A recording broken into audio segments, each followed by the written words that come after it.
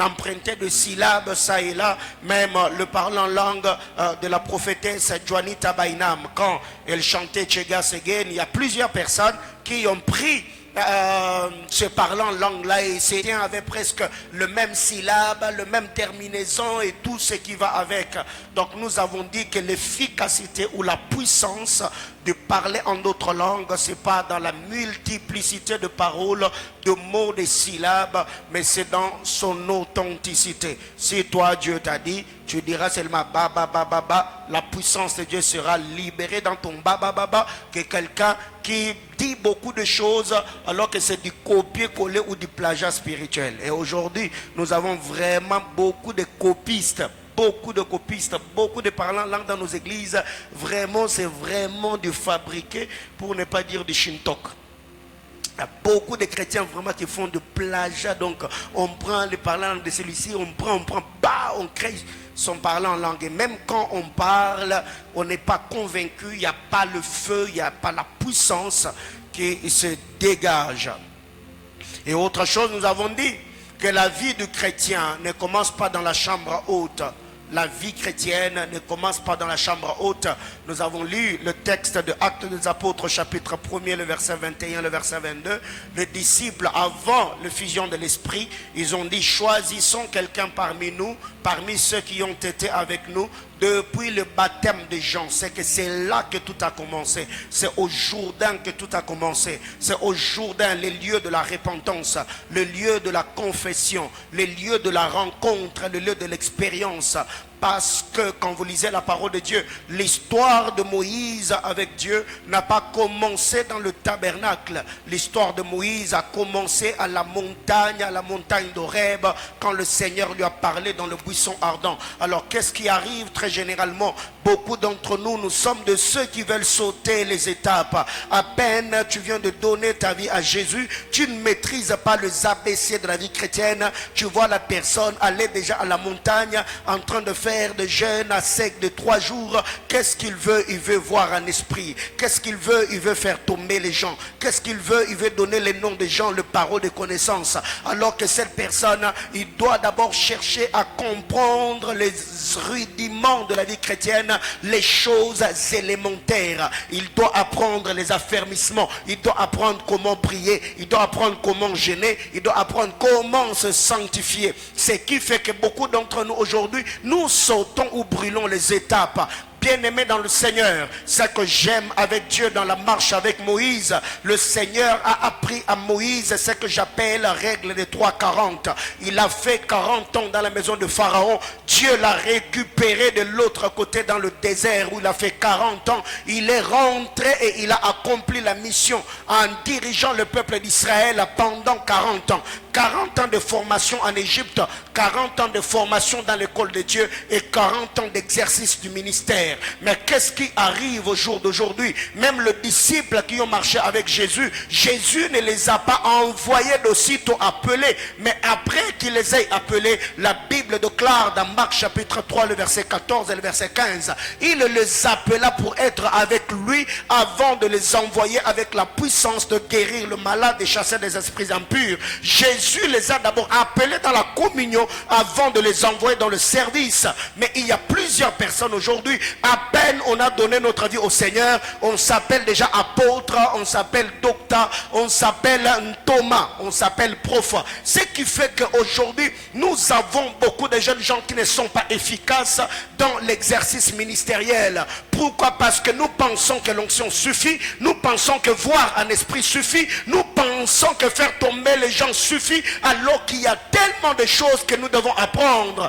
Même moi aujourd'hui, plus de 25 ans de vie chrétienne, je continue à apprendre. Aujourd'hui, plus de 15 ans d'exercice ministériel, je continue à apprendre. C'est la 9e année d'exercice du ministère pastoral, je continue à apprendre. Jour après jour, je me recueille dans la sainte et glorieuse présence de Dieu. Ce que je ne comprends pas, je pose des questions à l'Esprit de Dieu et je suis éclairé, illuminé par le Saint-Esprit.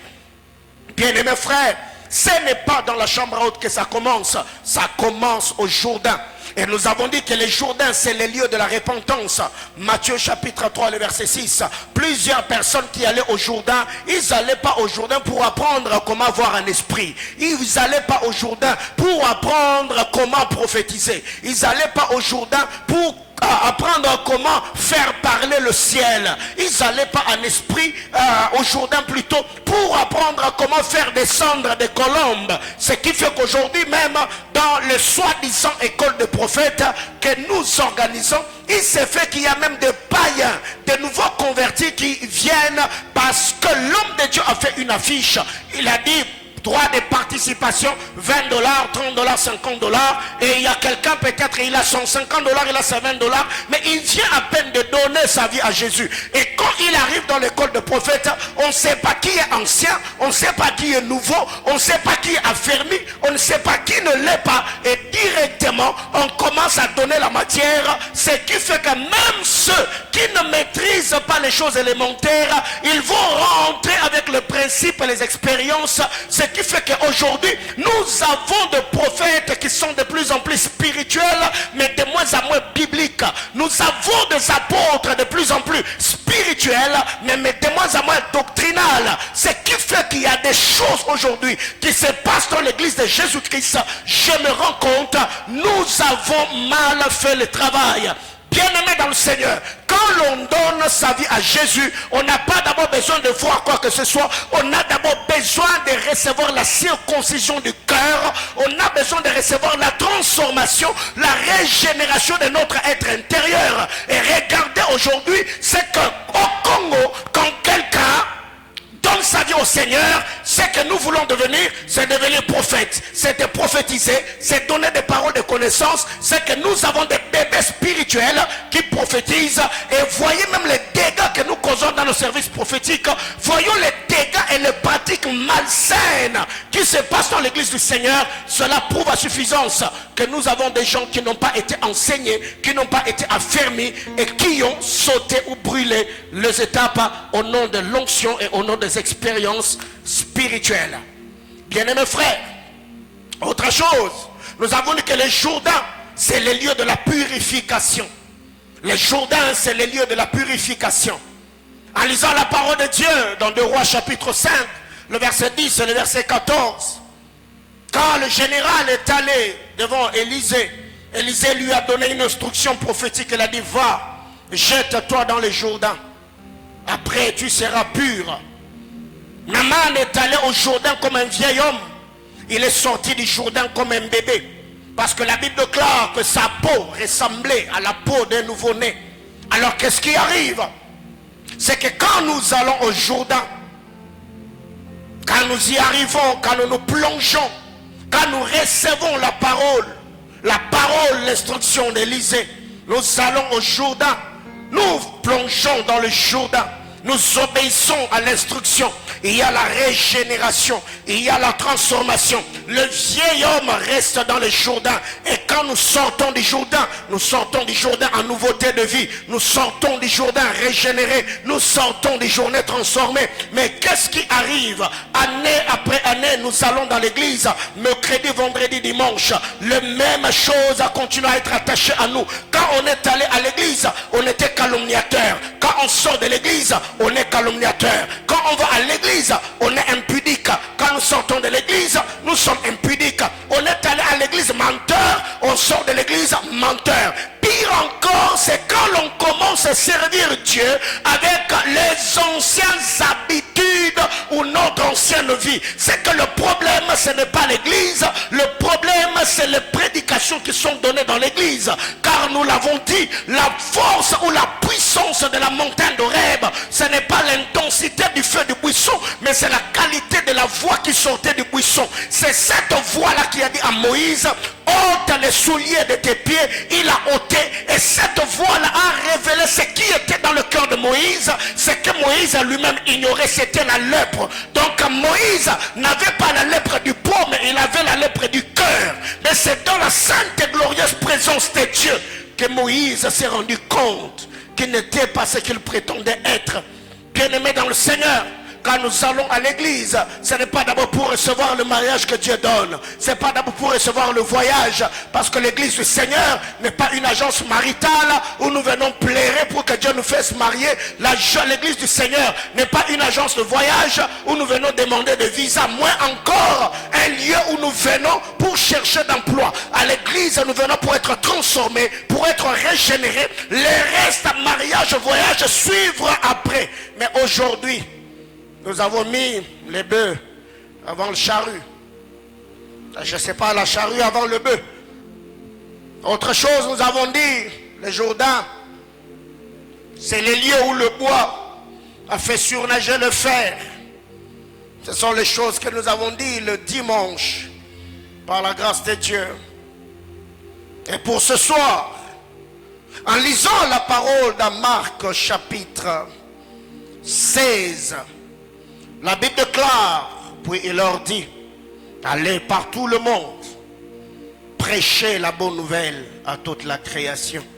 C'est lui qui croira, qui sera baptisé, sera sauvé. Et c'est lui qui ne croira pas, sera condamné. Bien-aimés frères, quand vous lisez la parole de Dieu, le verset 15 et le verset 16 n'est pas après le verset 17.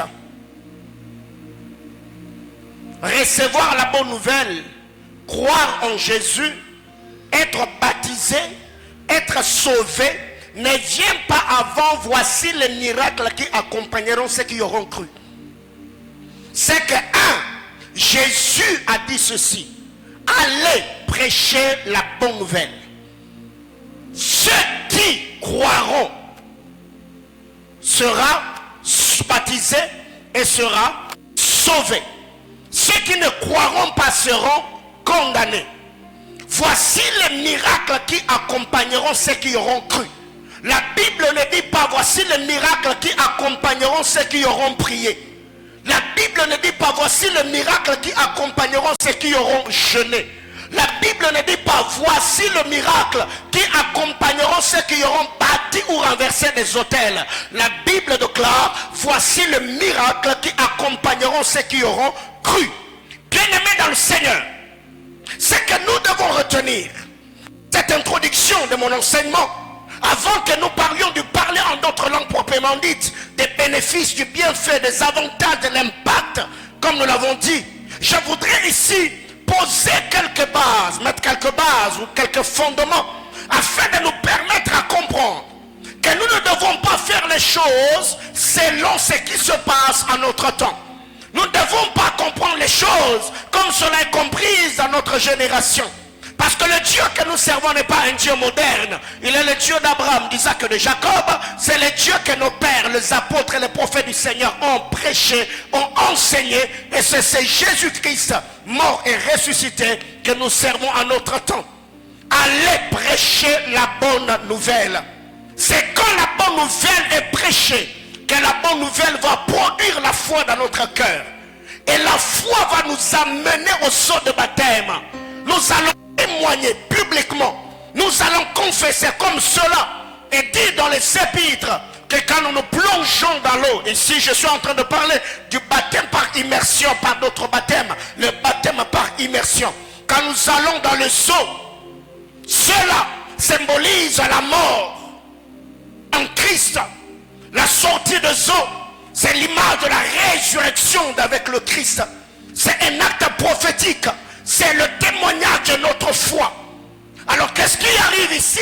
Même en lisant la parole de Dieu, dans Actes des Apôtres chapitre 19, du verset 1er, l'apôtre Paul, quand il est arrivé, il a posé la question aux 12 disciples d'Éphèse: quand vous avez cru, est-ce que vous avez déjà reçu le Saint-Esprit? Ils ont dit non, nous n'avons même pas entendu parler qu'il y a un Saint-Esprit. Paul leur a posé la question: de quel baptême avez-vous reçu? Ils ont dit le baptême des Jean. Il dit non. Jean était en train de prêcher et baptiser, préparant le peuple à recevoir ce qui devait venir après lui. Ça veut dire le Christ. Paul les baptisa à nouveau. Il les imposa les mains. C'est ainsi que le Saint-Esprit est venu.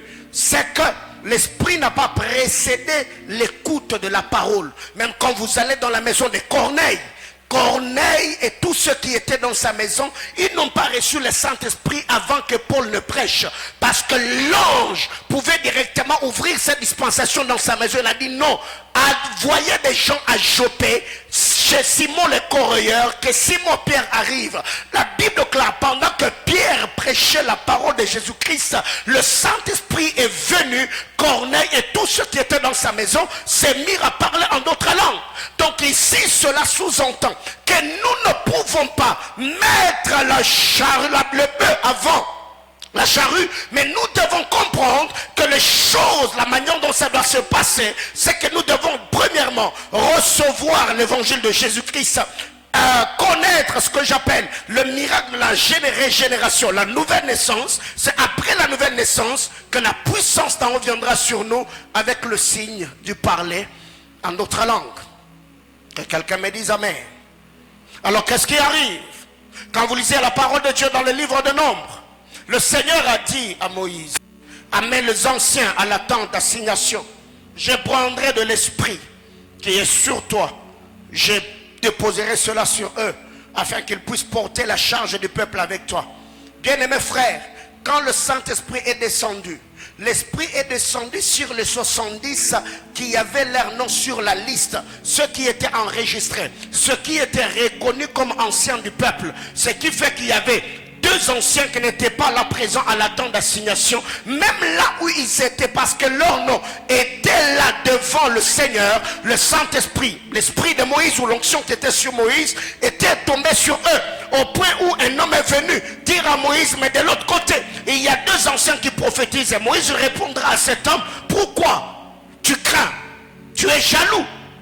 Ça m'importe peu que toute l'assemblée d'Israël soit composée de prophètes du Seigneur. Donc, nous ne devons pas inverser les choses. Non. Prêchez la bonne nouvelle. Celui qui croira sera baptisé, sera sauvé. Bien-aimé frère, toi qui parles en d'autres langues, est-ce que tu es sauvé? Est-ce que tu as déjà rencontré Jésus comme Seigneur et Sauveur? Est-ce que tu as déjà connu le miracle de la régénération? Et cela, tu ne peux pas me dire que Dieu t'a rencontré si le témoignage de ton environnement n'est pas en train de soutenir ta conversion. Et il y a plusieurs personnes, ils sont convertis que pour eux-mêmes.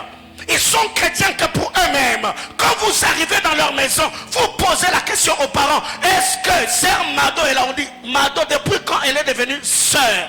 Est-ce que frère Trésor est là? On dit, Trésor, il est devenu aussi frère. Bien-aimé dans le Seigneur, quand on les a appelés chrétiens, ce n'est pas parce qu'ils parlaient en notre langue, ce n'est pas parce qu'ils prophétisaient, ce n'est pas parce qu'ils jeûnaient, mais leur manière de vivre, ceux qui le regardaient, ceux qui le voyaient, on dit, ces gens, ce sont des chrétiens. Pourquoi? Parce qu'ils vivaient comme le Christ.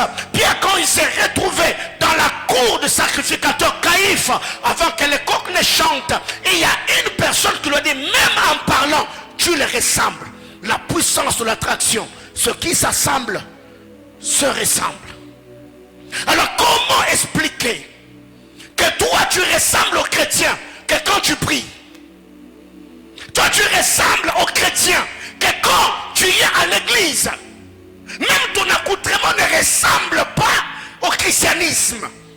Ici, je ne suis pas en train de parler de la religiosité. Je ne suis pas en train de parler de la culture. Mais la Bible nous demande quand même de s'habiller de manière décente.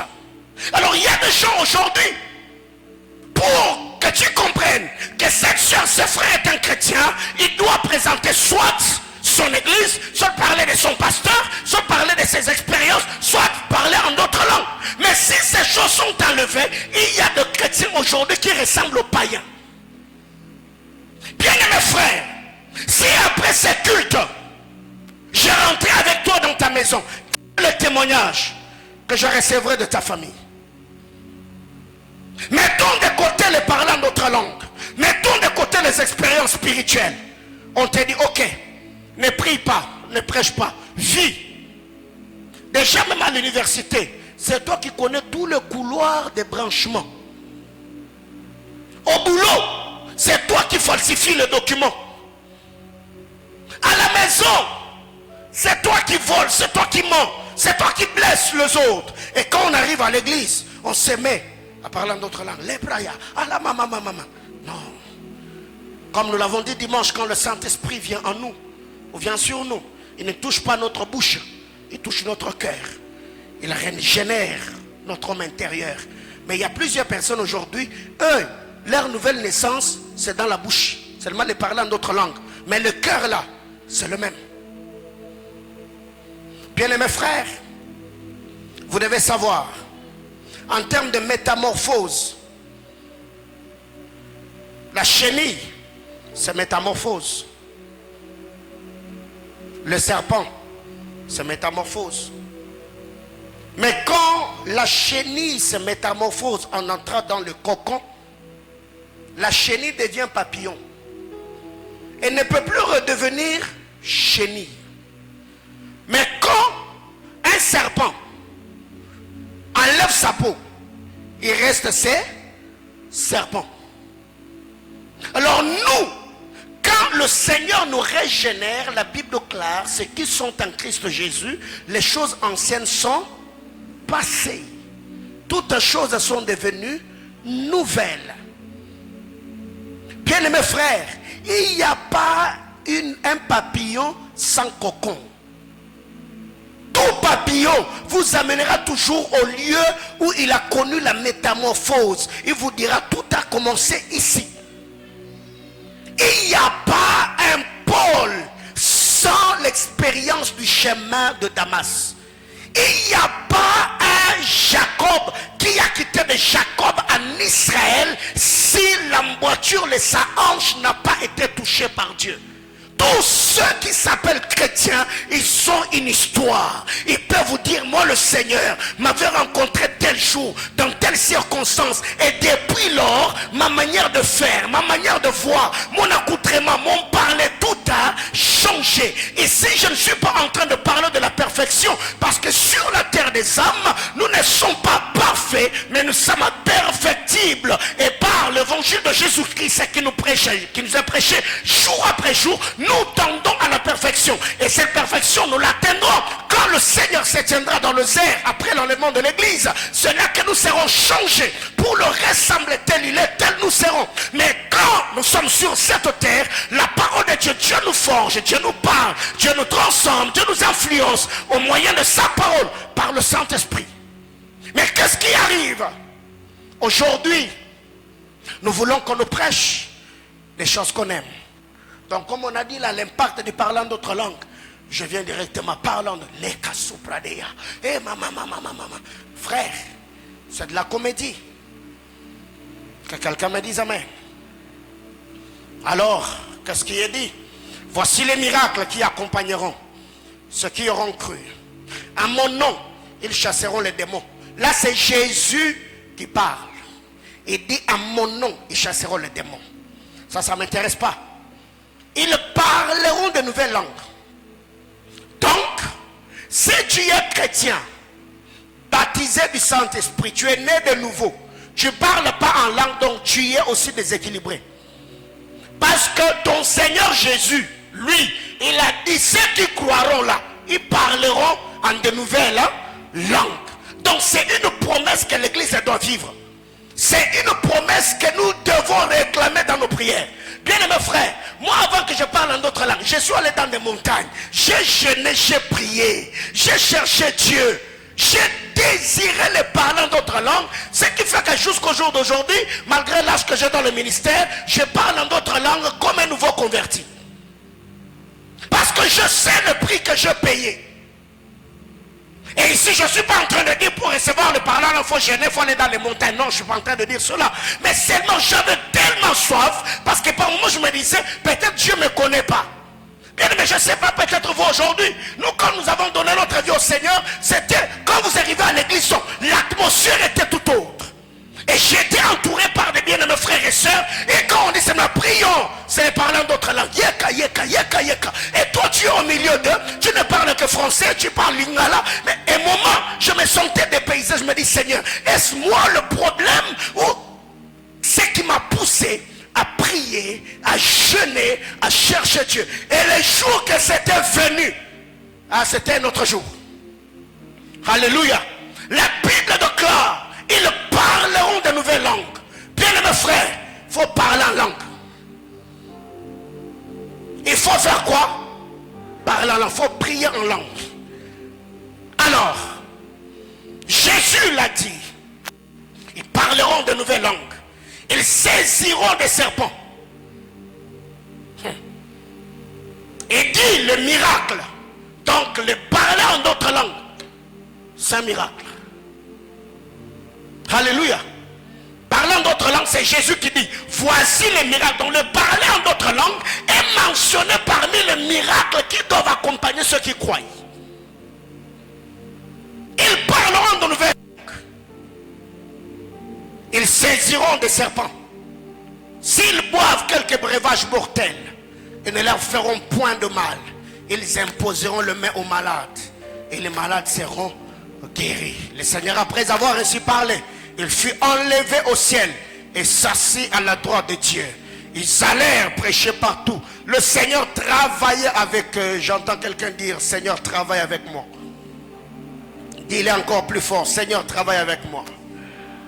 Le Seigneur travaillait avec eux et confirmait la parole. Dis à ton voisin que Dieu confirme sa parole dans ta bouche par des signes de prodiges et de miracles. Alors on me donne un amen bien. Bien-aimés frères, eh bien nous avons parlé de la croix. Nous avons plutôt parlé du Jourdain. Après le Jourdain, Jésus fut conduit par le Saint-Esprit. Il est allé au désert pour prier. Et le diable est venu. 40 jours durant, il a tenté. Et les trois tentations que Dieu et Luc nous présentent, c'est le condensé de ce qui s'est passé. Déjà ici, je voudrais préciser que Jésus n'était pas allé au désert pour être tenté. Non, Jésus est allé au désert pour prier. Et le diable est venu, le trouvant dans la prière, il est venu le tenter parce que Dieu, la Bible déclare, Dieu ne tente pas personne. Dieu peut nous mettre, nous exposer aux épreuves, mais Dieu ne tente pas. Dieu ne tente pas, c'est le diable qui est le tentateur. Alors, Jésus, après avoir reçu le baptême au Jourdain, il fut conduit au désert. Il a jeûné, il a prié. Après le désert, la Bible déclare, Luc chapitre 4, le verset 13, le diable se retira, attendant le moment favorable. Bien mes frères, c'est là que je vais commencer mon message ce soir et pendant quelques minutes on va prier. Tout enfant de Dieu,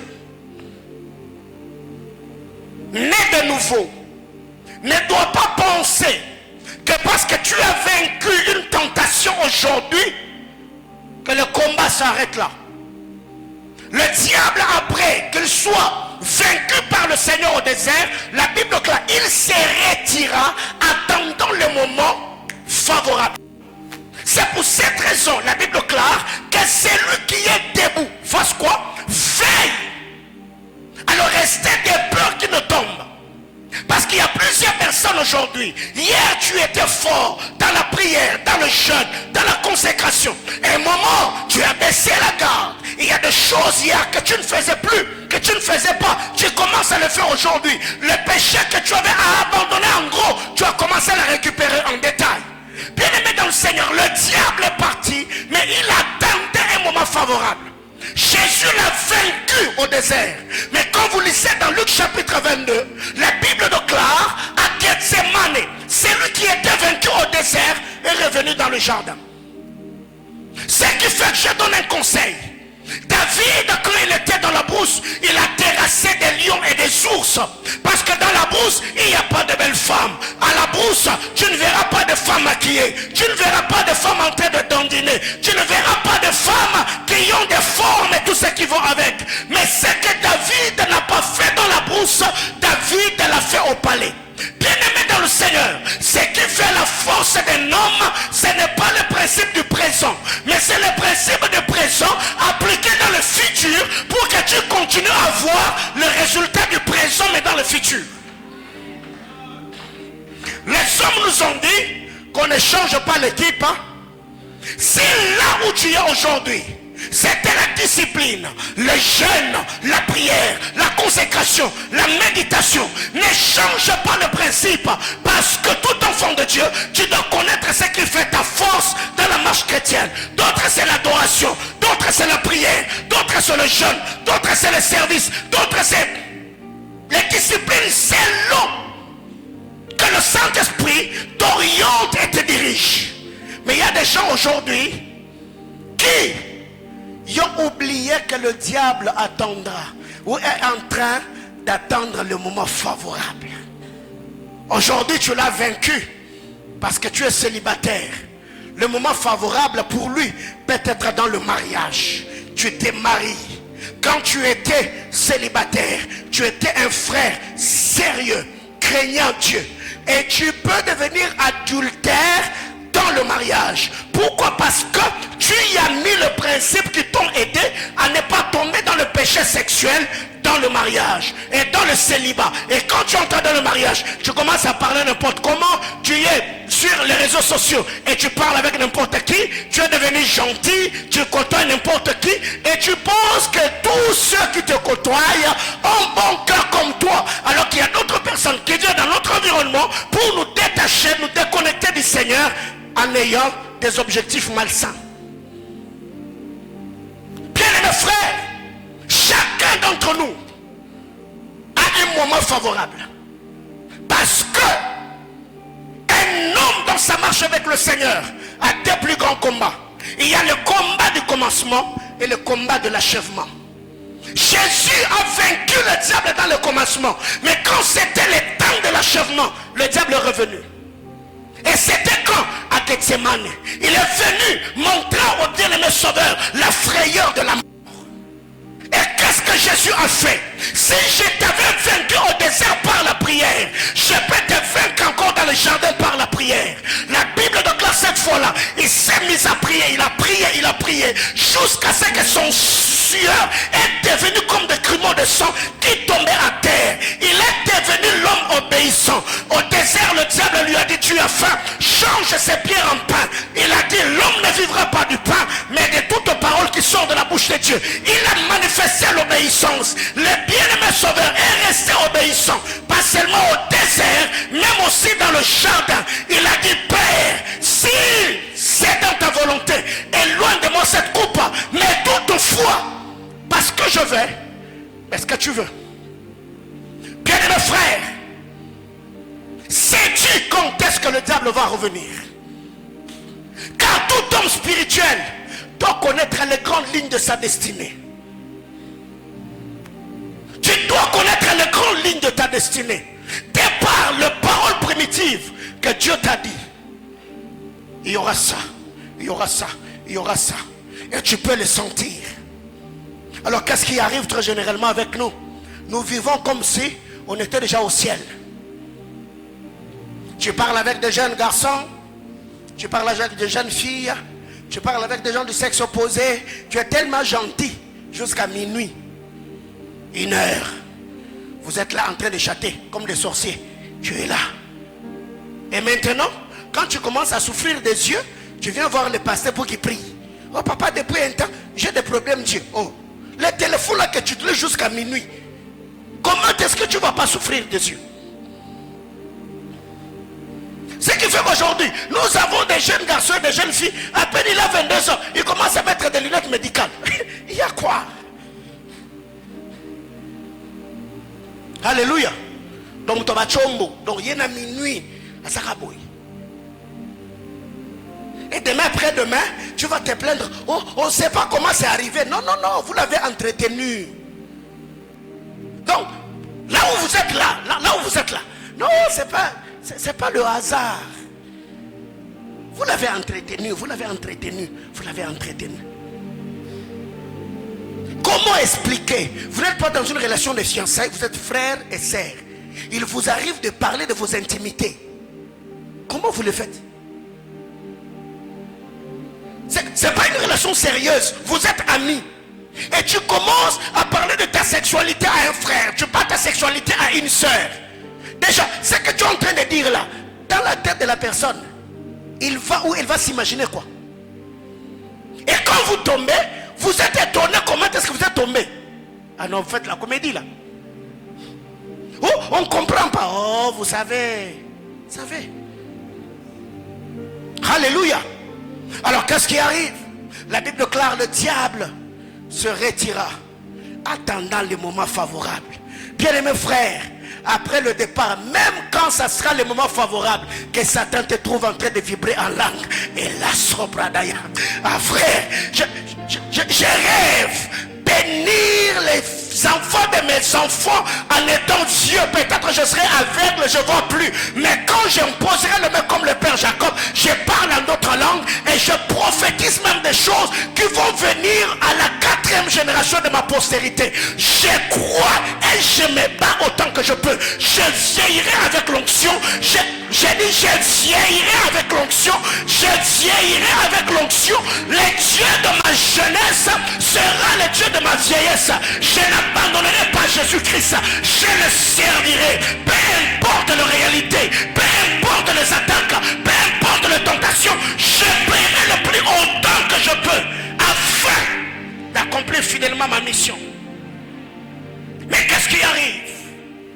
Le combat du commencement, nous l'avons remporté, mais le diable t'attend au niveau de l'achèvement.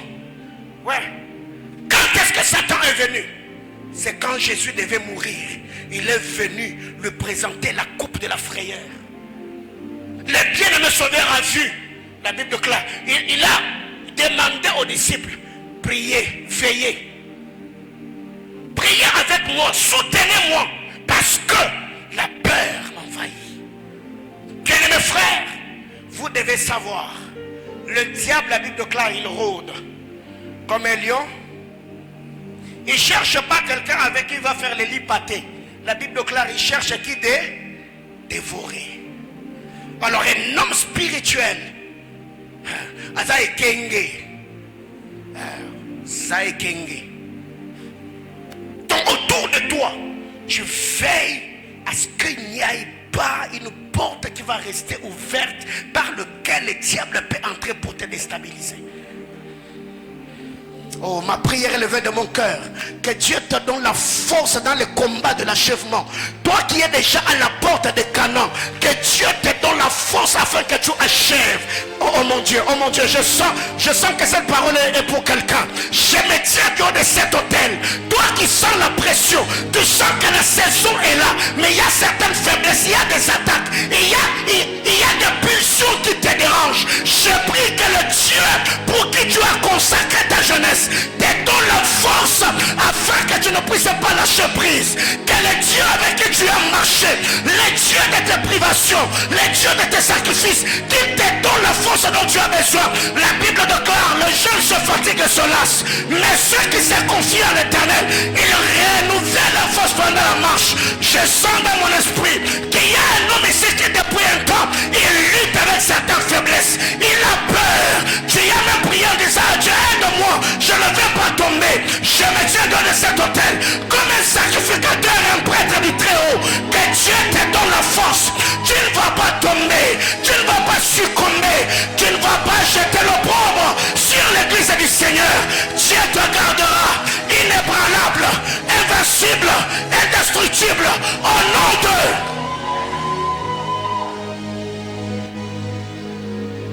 Bien-aimés, il y a des gens qui livrent des batailles comme ça en secret. Ils luttent avec Dieu. Demande à Dieu tous les jours, Seigneur, ne m'abandonne pas. Seigneur, fortifie-moi. Peu sont ceux qui se confient à leur autorité spirituelle. Peu sont ceux qui partagent avec les amis. Plusieurs luttent seuls. Les dieux de ton faible commencement ou de tes faibles commencements, il sera le Dieu de ton achèvement. Rien ne te bloquera. Tu vas y arriver. J'étais en train de prophétiser sur quelqu'un. Tu vas y arriver. Même toi qui me suis sur internet, tu vas y arriver. La Bible déclare, c'est lui qui a commencé cette bonne œuvre fera quoi? La rendra pas parfaite. Mais ne dis pas amen en continuant à faire les choses qui t'ont amené là où tu es. Donc tu dis amen, tu changes de principe. Tu peux commencer à présenter une indisponibilité. Quand c'est déjà 21 h, tu vois cette soeur-là t'écrit coucou. Tu fais semblant, tu n'as pas vu. Tu vois ces frères-là, salut. Tu tapes le vu. Parce que tu sais que s'il a commencé à 21 h, il va t'amener jusqu'à minuit. C'est pourquoi beaucoup d'entre vous, vous n'avez plus la vie de prière. Vous ne priez plus. Parce que le temps que vous devez consacrer le temps à la prière, il y a maintenant quelqu'un qui est trop disponible sur le net qui vous prend le temps. Alléluia. Donc quand la personne t'écrit, vous parlez 30 minutes, tu dis, est-ce que tu peux me laisser le temps? Je vais te relancer, je vais prier. Même si tu ne pries pas, il faut faire voir à la personne que yo, on a umbaka. Même si tu ne vas pas prier, tu dis, mais je vais prier. Ah, tu veux prier, ah, ok, tu me relances là, c'est 2 jours après. Mais vous êtes tellement bon que le canal est soumassi à Yemoko. Et quand la personne te dit, mais pourquoi ces derniers temps, et quand je t'écris, tu me tapes des vues, et directement, tu commences à culpabiliser. Délit le Sazara Bongo. Hein? Il a dit à Samson, pourquoi tu me mens? Pourquoi tu me mens? Pourquoi tu me mens? Fatigué, Samson a lâché. Frère, nous avons appelé son mental à guerrier. Quelqu'un me comprend? Nous avons appelé son mental à ndé. Il y a un guerrier. Même attention, il y a mais c'est que. Mais au pic les caca. Le psalmiste a dit, je ne mourrai pas. Je vivrai. Je raconterai les œuvres de l'Éternel. Oui. Même si tu sens que le cœur est déjà parti. Donc quand tu vois ces frères-là, tu perds connaissance. Tu ne te concentres plus. Frère, ne ferme pas les yeux. De peur que tu ailles loin. Ouvre les yeux. Prie avec les yeux ouverts. Les sobra d'alia. Seigneur,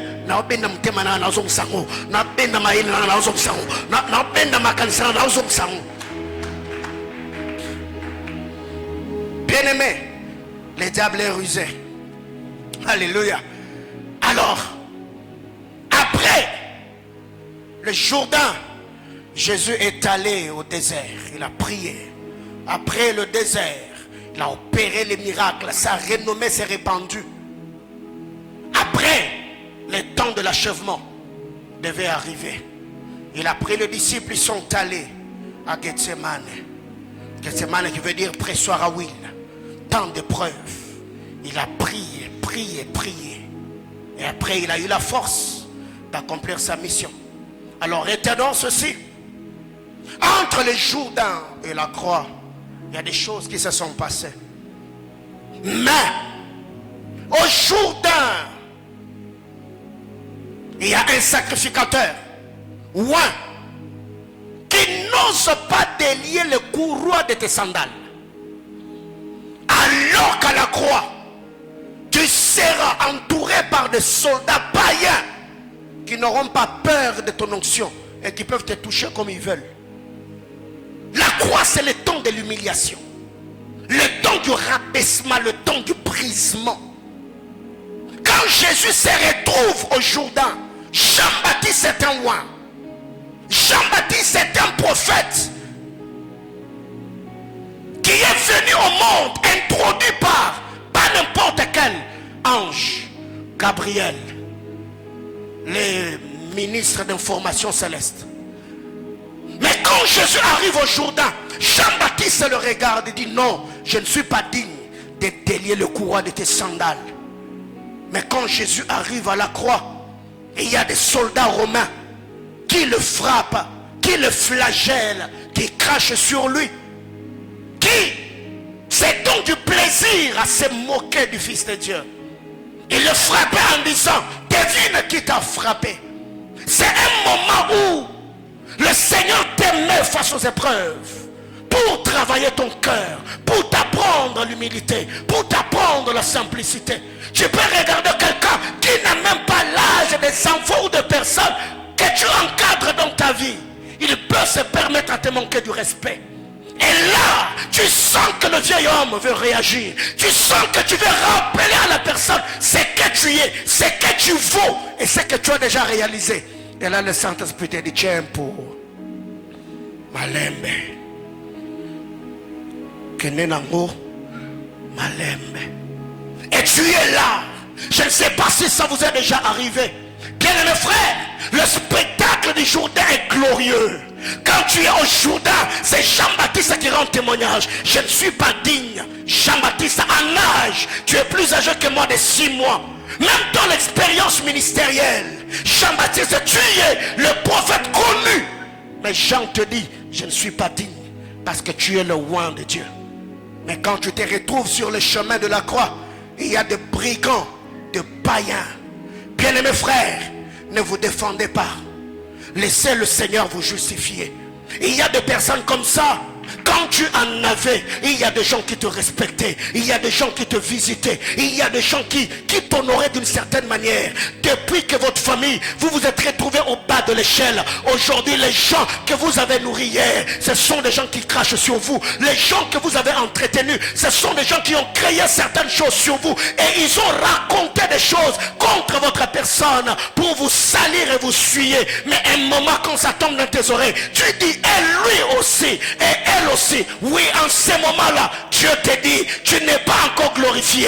Tu es sur le chemin de la croix. Et ici, ce n'est pas les Jourdains. Les Jourdains, un roi t'a honoré. Mais ici, c'est le temps que les militaires, les soldats romains puissent accomplir leur travail. Que faire? Seigneur, je me soumets. Bien-aimés frères, quand le Saint-Esprit vient, il ne nous donne pas seulement le parlant d'autres langues, il y a aussi le fruit de l'esprit. Et parmi les tranches de fruits de l'esprit, il y a ce qu'on appelle l'humilité. L'humilité, tu es humble. Bien aimé frère, ça n'a pas toujours été facile. Et récemment j'ai parlé avec un ami, j'ai vu même des jeunes gens me maudire sur les réseaux sociaux. On te dit, Paulin, je t'ai maudit. Quand tu entres, tu regardes le photo de la personne qui t'a maudit. Je dis, je peux sécher la vie de ces garçons. Je peux te maudire jusqu'à la 5e génération. Mais ces moments-là, qu'est-ce que tu peux faire? J'ai dit, Seigneur, à toi la gloire. Tu as permis que je passe par là. Tu m'apprends l'humilité. Bien-aimés frères, dans la vie, vous n'aurez pas toujours des gens qui vous honorent, des gens qui vous respectent. Il y aura aussi d'autres personnes qui peuvent toucher dans votre dignité. On touche là, on ne peut pas toucher. Et tu sens ton cœur saigner. Comment réagir face à de telles choses, à tels moments? C'est là que le Saint-Esprit te parlera. Savez pourquoi aujourd'hui il y a tout ce que nous voyons dans le corps de Christ? Quand tel pasteur lance, l'autre réplique, il y a un problème.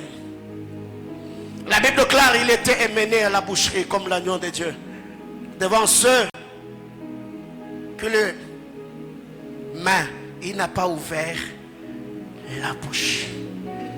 Les Jourdains, c'est glorieux, mais la croix, c'est honteux.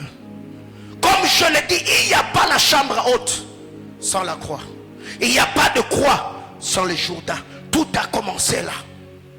Tu reçois le baptême. Tu vas au désert. Pas quand tu arrives là. Jean-Baptiste dit, je ne suis pas digne de délier le courroie de tes sandales. Mais les soldats romains peuvent se moquer de toi, peuvent te toucher. Et Dieu te dit, sois patient. Au Jourdain, c'est le Père qui rend témoignage. Et pas seulement le Père, les oints le rend aussi. Jésus, quand il arrive au Jourdain, Jean-Baptiste s'écrie en le voyant passer. Et dit, voici l'agneau de Dieu qui ôte le péché du monde. C'est le oint qui témoigne. Le oint n'a pas seulement témoigné. Le Père de l'éternité, il a ouvert son ciel. Il a dit, celui-ci est mon fils bien-aimé. C'est lui qui a été présenté par un Dieu éternel. C'est lui qui a été présenté par un prophète de la carrure de Jean-Baptiste, a été insulté sur la croix. Plusieurs qui passaient, la Bible déclare, on l'insultait. On disait, tu as guéri les autres, guéris-toi toi-même. Bien-aimés frères, ça t'arrivera.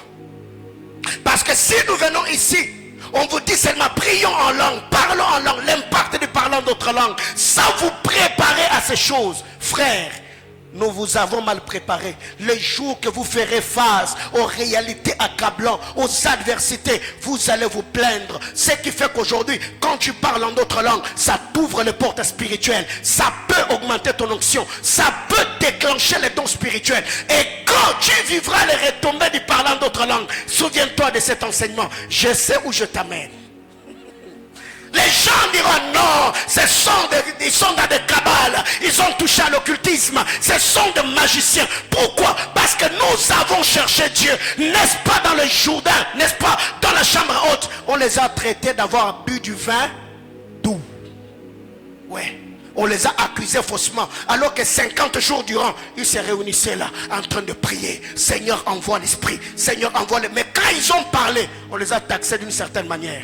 Alors, si je te pousse déjà à prier en d'autres langues, je te parle de retomber, frère, sans te préparer à cet enseignement, les jours où on t'attaquera, tu lâcheras prise. Ce qui fait que plusieurs personnes n'ont pas le mental. Dieu l'a utilisé d'une certaine manière. Quand il rencontre des adversités, il met de côté la manifestation de la puissance de Dieu pour mettre des hommes à l'aise. Frère, moi je ne suis pas de cette génération, la mentale de métal.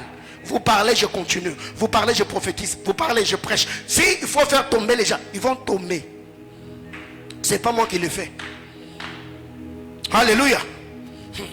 Dis à ton voisin, persévère.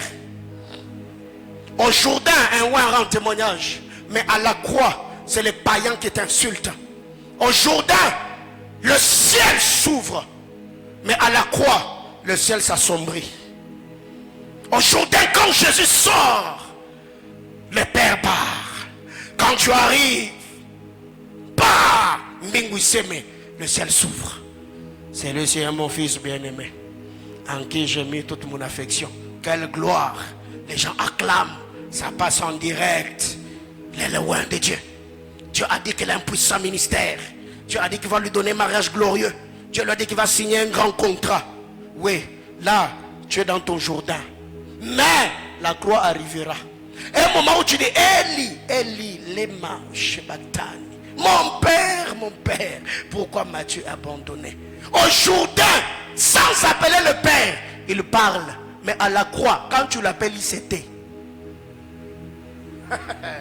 C'est un moment dans ta vie où tu as besoin que le Dieu qui me parlait autrefois revienne encore. Les expériences d'autrefois, que ça revienne encore. Seigneur, je veux vivre les expériences d'autrefois. Tu jeûnes, tu peux être dans un culte. On prophétise sur 1, 2, 3. On arrive sur toi. On te regarde. On saute. Et tu dis, caca. Et même par la foi, tu dis, Seigneur, comment on ne m'a pas prophétisé? Je me connecte à la prophétie de l'autre dans l'offrande.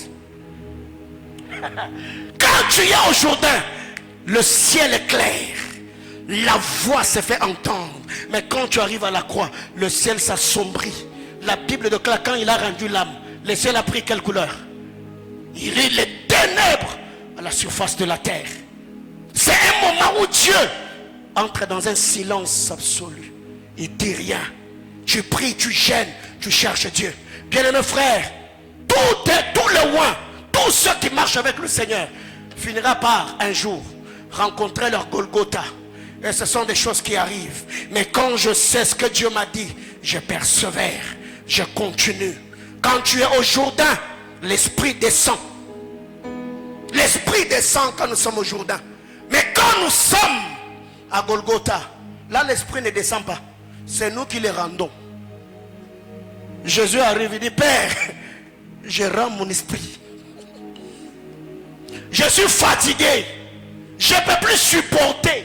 Parce que aussi longtemps que l'esprit est à moi, je vais continuer à ressentir la douleur. Je vais continuer à être insulté. C'est un moment dans ta vie où tu dis à Dieu,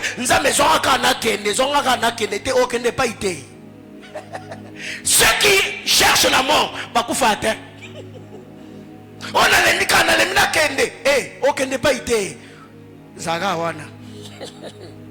Jésus dit, Père, entre ton esprit, entre tes mains, je remets mon esprit. Oh, mais comment expliquer? Quand tu étais au Jourdain, n'est-ce pas, l'esprit était descendu? C'est un moment où tu es même fatigué. Tu dis, côté na te a sauté, ko sakola na sakola sauté. Prière pe ensemble la sauté. Nga tiki maka nzambe. Et quand tu nous tiki maka nzambe, ne ba prophète ba bandoya. Frère, Dieu me dit. Quand tu voulais que Dieu te parle, il ne parlait pas. Quand maintenant c'est toi qui es fatigué, tu vas abandonner. C'est là que la mémoire de Dieu est rafraîchie. On commence à te rappeler les choses que Dieu t'avait dit. Dieu avait dit. Dieu est en train de me dire, bien-aimés frères, quand on est au Jourdain, l'esprit descend. Mais quand on se retrouve à la croix, cela, que l'on remet l'esprit. Quand on est au Jourdain, le Jourdain est la porte du désert. Et le désert est la porte, et la croix est la porte du ciel. Le Jourdain est la porte du désert. La croix est la porte du ciel. Parce que Jésus ne pouvait pas être enlevé s'il n'est pas passé par la croix. Il ne pouvait pas non plus aller au désert s'il n'est pas passé au Jourdain. Bien-aimés frères, si Dieu t'appelle à la repentance, c'est qu'il t'a préparé une très grande gloire. Le Seigneur ne voudrait pas que tu sois humilié dans la gloire. C'est pourquoi Dieu demande à ce que tu mettes de côté tout ce qui peut peser sur toi comme la tenue de Saül. Je l'avais dit autrefois, bien-aimé, quand vous lisez la parole de Dieu, la Bible déclare, quand David a mis la tenue de Saül, ça pesait. Mais quand David a mis la tenue de Jonathan, ça ne pesait pas. Il n'était pas accoutumé à la tenue de Saül, parce que Saül c'était un ex-roi. Mais Jonathan n'avait pas péché comme son père. Comme Jonathan lui était en alliance avec Dieu. Les jours que Jonathan a pris son armure et l'a donné à David, l'armure de Jonathan et les vêtements de Jonathan a suffi à la taille de David, alors que le vêtement de Saül n'avait pas. Bien-aimés frères, il y a un moment comme ça dans la vie où tu as besoin d'être seulement seul à seul avec Dieu. Le Jourdain est la porte du désert. Et le désert, la croix plutôt, est la porte du ciel. Aussi longtemps que tu n'es pas passé par là, il n'y aura pas de chambre haute si on ne passe pas par la croix. Les lieux de l'humiliation, les lieux de l'abandon. Je m'arrête là pour ce soir. On va prier un moment et nous allons clôturer ces cultes.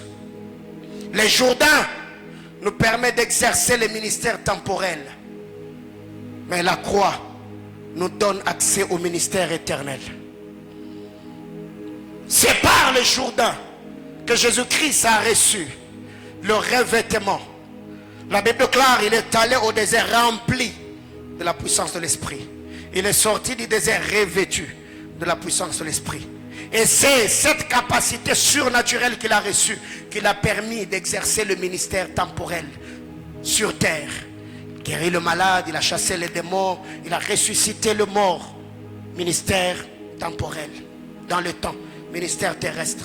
Mais c'est quand il est mort à la croix, abandonné de tous, que la croix lui a permis d'exercer le ministère éternel. C'est ce que Hébreu nous dit dans le sacerdoce éternel. Bien-aimés frères, je suis venu dire à quelqu'un, ce mois, on cherchera Dieu, on priera, Dieu parlera, Dieu t'impactera. Même toi qui ne parlais pas d'autres langues, la main de Dieu viendra sur toi. Toi qui parles déjà, le Seigneur va donner, il va ajouter un autre feu, une autre dimension, une autre dose. Mais quand il le fera, dis-toi, la persécution sera sur ton chemin, la trahison, la calomnie. Il y a des gens qui parleront toujours. Alors déjà cet enseignement, Dieu a voulu te préparer. Quand la manifestation de Dieu et de sa puissance viendra dans ta vie, souviens-toi de cet enseignement que le Seigneur m'avait dit, que je ne connaîtrai pas seulement mon Jourdain, mais je connaîtrai aussi ma croix. Mais la croix n'est pas non plus la fidélité. Que Dieu nous bénisse abondamment.